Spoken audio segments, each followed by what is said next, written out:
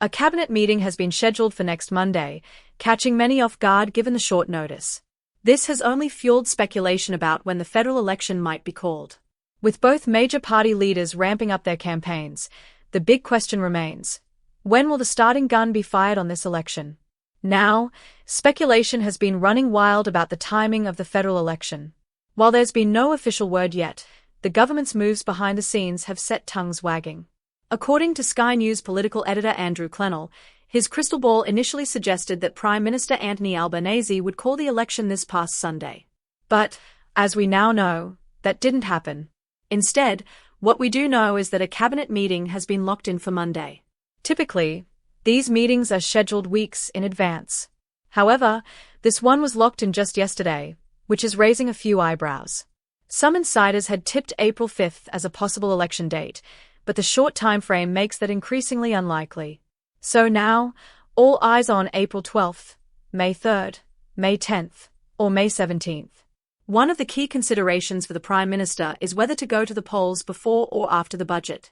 While most expected there wouldn't be one this cycle, it turns out the government still has plans in place, just in case.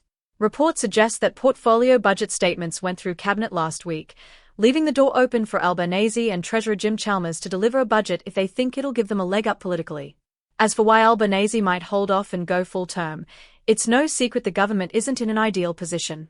Insiders on both sides of politics have hinted that opposition leader Peter Dutton could potentially win, perhaps in a minority government, but that Labour is trailing behind.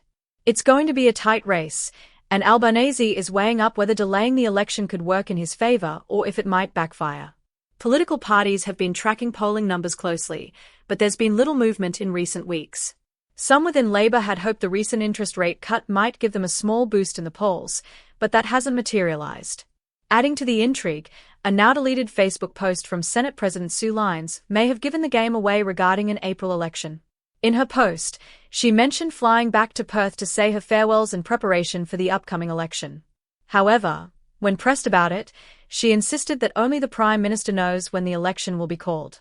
Fair enough, though the timing of the post certainly raised a few questions. And while it's a fun guessing game for political junkies, not everyone's enjoying the uncertainty. Clennell himself admitted he'd be all for fixed terms, and plenty of journalists and political analysts would probably agree. It would make planning their lives a whole lot easier. Meanwhile, there's been some fiery action in Senate estimates.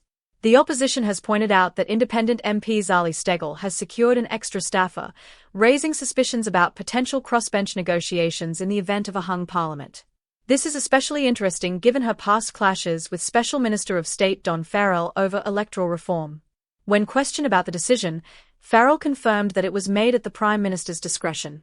On top of that, things got heated when news.com.au ran a report on opposition leader Peter Dutton's past share purchases, dating back to 2009.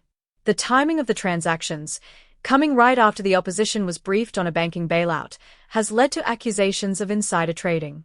While Dutton hasn't publicly responded, the coalition is calling it a smear campaign ahead of the election.